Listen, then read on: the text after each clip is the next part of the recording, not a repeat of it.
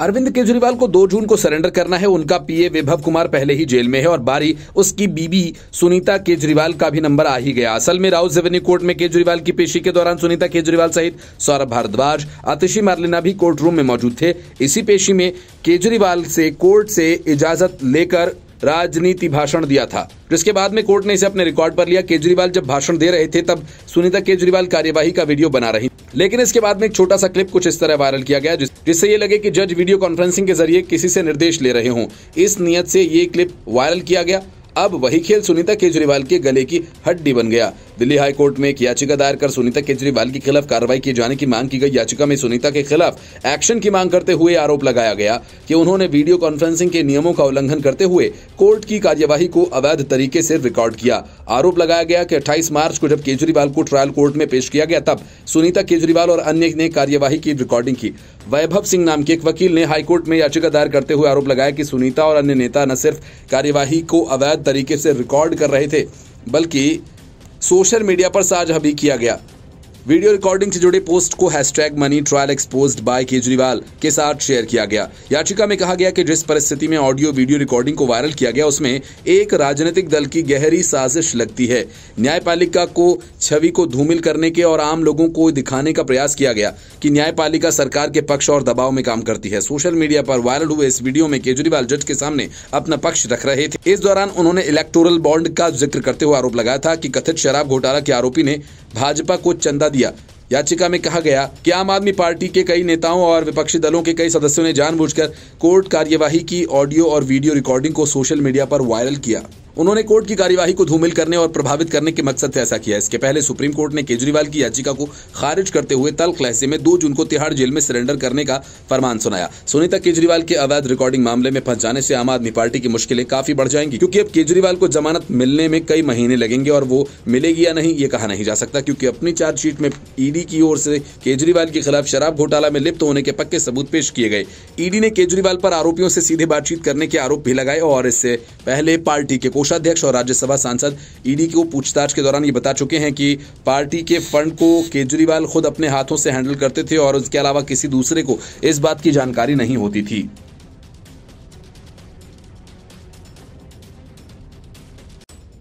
6 चरणों के चुनाव संपन्न होने के बाद इंडी गठबंधन में खटपट शुरू हो गई। वजह सबको इस बात का अंदाजा लग गया कि नतीजे क्या होने वाले हैं। इसी वजह से ममता बनर्जी ने इंडी गठबंधन की 1 जून को होने वाली बैठक में हिस्सा लेने से इनकार कर दिया और अब दिल्ली, गुजरात और हरियाणा में मतदान खत्म होने के तुरंत बाद अरविंद केजरीवाल ने तो कांग्रेस को सीधे सीधे झटका ही दे दिया। केजरीवाल ने साफ कहा कि हम तो कांग्रेस के साथ सिर्फ और सिर्फ बीजेपी को सत्ता से बाहर करने के लिए आए थे, पर हमारा कोई परमानेंट गठबंधन कांग्रेस के साथ नहीं है। हालांकि आम आदमी पार्टी से गठबंधन को लेकर दिल्ली कांग्रेस के नेताओं ने काफी हंगामा किया था। संदीप दीक्षित और अजय माकन जैसे नेताओं ने तो यहां तक कह डाला कि केजरीवाल भरोसे के लायक नहीं है, क्योंकि वे पहले भी एक बार कांग्रेस को दगा दे चुके हैं और इस बार भी देंगे। लेकिन पता नहीं मल्लिकार्जुन खड़गे और राहुल गांधी ने क्या समझा, वे गठबंधन के लिए तैयार भी हुए और किया भी। कांग्रेस के सहारे केजरीवाल ने चंडीगढ़ में अपना मेयर बनवा लिया, गुजरात में 2 और हरियाणा में 1 सीट झटक ली। बदले में कांग्रेस को दिल्ली में 3 सीटें थमा दी और चंडीगढ़ की सीट छोड़ दी। इस हिसाब से देखें तो गठबंधन के खेल में केजरीवाल ही फायदे में हैं। अब जब गुजरात, हरियाणा और दिल्ली के चुनाव पूरे हो चुके हैं तो केजरीवाल को कांग्रेस की कोई खास जरूरत नहीं। माना जा रहा है कि इस वजह से केजरीवाल ने अपना रास्ता अलग कर लिया है और इन तीनों राज्यों के मतदान के जो संकेत मिले हैं वहां आम आदमी पार्टी की झोली खाली ही रहने वाली है। असल में कांग्रेस के साथ केजरीवाल के गठबंधन की कहानी तब शुरू हुई जब दिल्ली सेवा बिल पर राज्यसभा में मतदान होना था और केजरीवाल को तब कांग्रेस की सख्त जरूरत थी। केजरीवाल चाहते थे कि पूरा विपक्ष इस बिल के खिलाफ एकजुट हो जाए तो बीजेपी को हराया जा सकता है और इसके लिए केजरीवाल ने कांग्रेस पर जबरदस्त दबाव बनाया। इंडी गठबंधन की पहले बैठक छोड़कर निकल गए। दूसरे दलों ने भी केजरीवाल का साथ दिया और फिर कांग्रेस केजरीवाल का समर्थन करने के लिए तैयार हो गई। हालांकि ये बिल राज्यसभा में आसानी से पारित हो गया और इसी के बाद केजरीवाल और कांग्रेस के बीच गठबंधन की कहानी शुरू हो गई, जिस पर अब केजरीवाल ने खुद ही विराम लगा दिया। केजरीवाल ने कहा कि आम आदमी पार्टी कांग्रेस के साथ परमानेंट गठबंधन में नहीं है। हमारा लक्ष्य सिर्फ बीजेपी को हराना है, मौजूदा शासन में गुंडागर्दी, तानाशाही खत्म करना है। अरविंद केजरीवाल ने कहा कि देश को बचाना जरूरी है, बीजेपी को हराना गठबंधन की जरूरत है। कांग्रेस के साथ गठबंधन किया, एक ही प्रत्याशी को उतारा गया। पंजाब में बीजेपी का कोई वजूद नहीं। आम आदमी पार्टी के मुखिया ने कहा कि वो डरेंगे नहीं और दिल्ली के मुख्यमंत्री पद से इस्तीफा देने का तो कोई सवाल ही पैदा नहीं होता। अपनी गिरफ्तारी को लेकर भी केजरीवाल ने प्रतिक्रिया दी। केजरीवाल ने कहा कि मेरा फिर से जेल में जाना कोई मुद्दा नहीं, इस देश का भविष्य दांव पर है और वो जब तक मुझे जेल में रखना चाहते हैं उन्हें रखने दीजिए, मैं डरूंगा नहीं।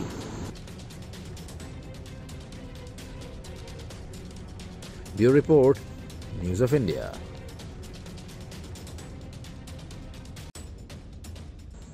अरविंद केजरीवाल को सरेंडर करने का सुप्रीम फरमान, फिर सुनीता केजरीवाल के खिलाफ हाईकोर्ट में याचिका और अब सौरभ भारद्वाज के ओएसडी पर एलजीबी के सक्सेना की गाज। मतलब कि आम आदमी पार्टी को एक ही दिन में 3 बड़े झटके लग गए।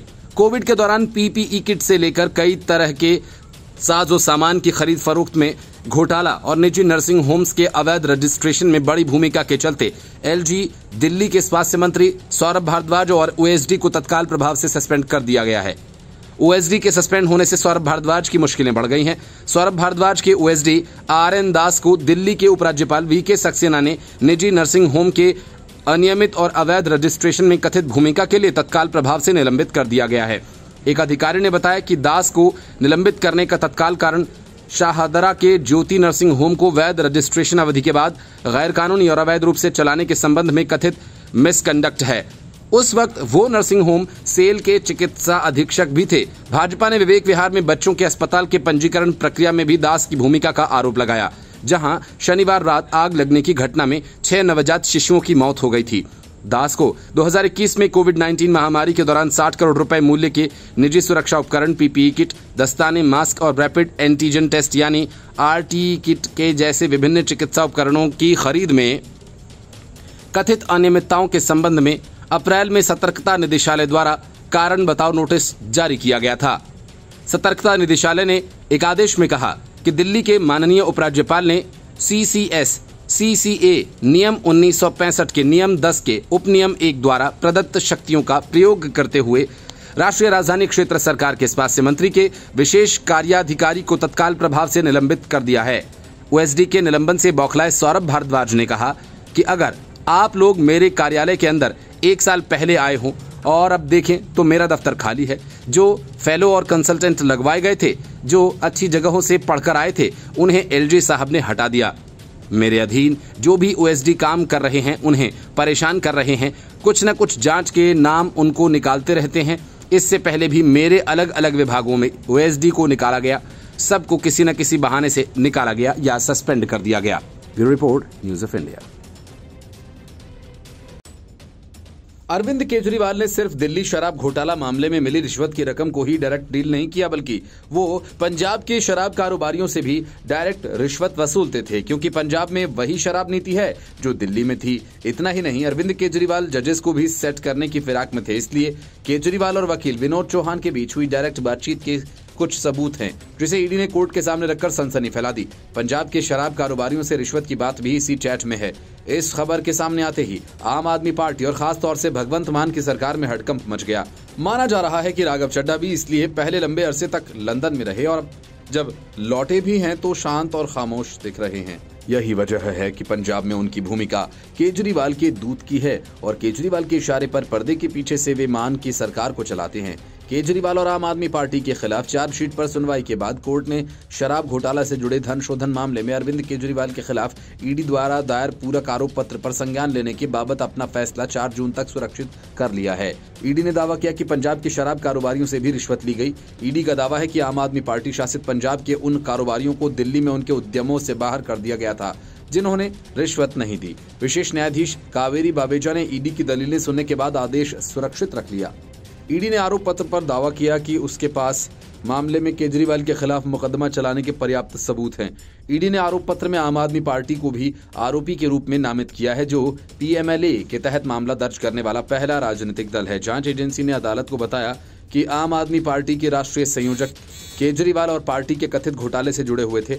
अदालत के सवाल पर ईडी ने बताया कि जांच एजेंसी को व्यक्तियों के समूह के रूप में आरोपी के तौर पर नामित किया गया है। अदालत ने कहा कि पीएमएलए एक्ट के तहत अगर आप एक कंपनी हैं तो हम आरपी एक्ट को क्यों देखें। इस पर ईडी ने जवाब दिया कि आरपी एक्ट के तहत राजनीतिक दल व्यक्तियों का संघ होता है। अनुच्छेद 19(1)(c) के तहत मिले अधिकार से जुड़ा है। ईडी ने आरोप पत्र में 20 पेज के व्हाट्सएप चैट के स्क्रीनशॉट अदालत में दाखिल किए, जिसमें विनोद चौहान और अन्य के मोबाइल फोन के स्क्रीनशॉट्स, जिससे हवाला कारोबारियों के धन शोधन को इस्तेमाल करने का आरोप लगाया गया है। ईडी ने कहा कि इन लोगों के द्वारा अनैतिक ट्रांजैक्शंस किए गए। सुनवाई के दौरान आरोपी विनोद चौहान के साथ साथ संबंध होने के दावे भी हैं, इसमें डायरेक्ट मैसेज पर बात होने का भी जिक्र है। दावा किया गया कि विनोद चौहान की सीएम केजरीवाल के साथ जजेस से बात करने के मामले में भी बात हुई। विनोद चौहान ने 2022 में गोवा विधानसभा चुनाव के दौरान आम आदमी पार्टी के चुनाव अभियान के लिए साउथ ग्रुप से नकद रिश्वत ट्रांसफर करने के आरोप में ईडी ने गिरफ्तार किया था। ईडी ने अदालत के समक्ष आरोप लगाया कि विनोद चौहान से 1 करोड़ 6 लाख रुपए जब्त किए गए। ईडी ने कोर्ट को बताया। ईडी ने कहा कि ये बातचीत दिखाती है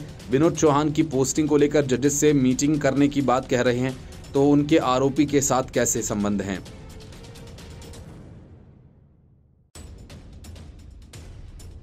एक दिन पहले ही सुप्रीम कोर्ट ने अरविंद केजरीवाल की याचिका पर तुरंत सुनवाई करने से इनकार कर दिया था और ये कहा था कि वो सीधा चीफ जस्टिस के पास जाएं, वही फैसला करेंगे।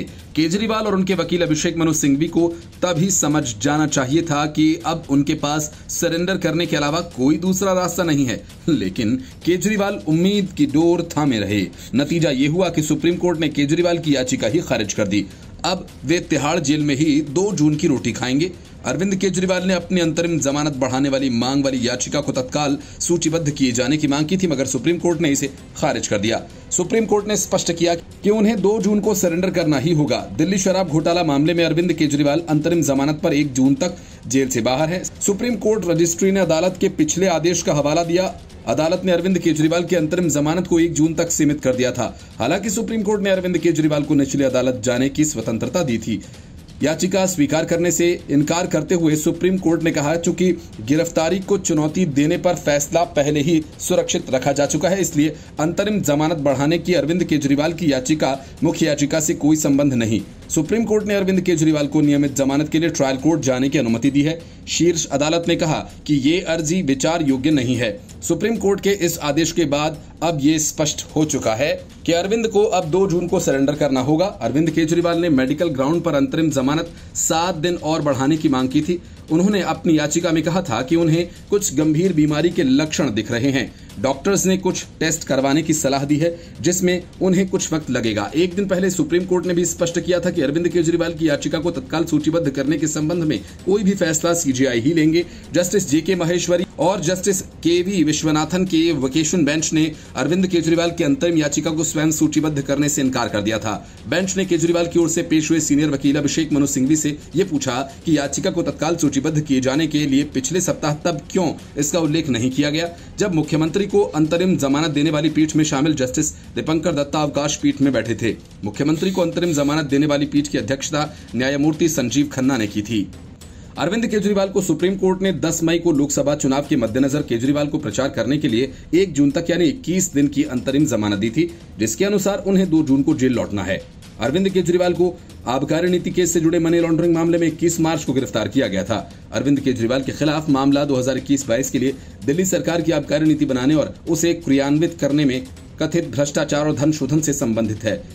ईडी कोर्ट में केजरीवाल के खिलाफ चार्जशीट दाखिल कर चुकी है और सुनवाई के दौरान रिश्वत की रकम को ठिकाने लगाने वाले विनोद चौहान के साथ केजरीवाल की चैट के सबूत ईडी ने कोर्ट के सामने पेश करते हुए कहा कि केजरीवाल के खिलाफ हमारे पास पर्याप्त सबूत हैं। माना जा रहा है कि जेल से अब केजरीवाल का बाहर आना काफी मुश्किल होगा।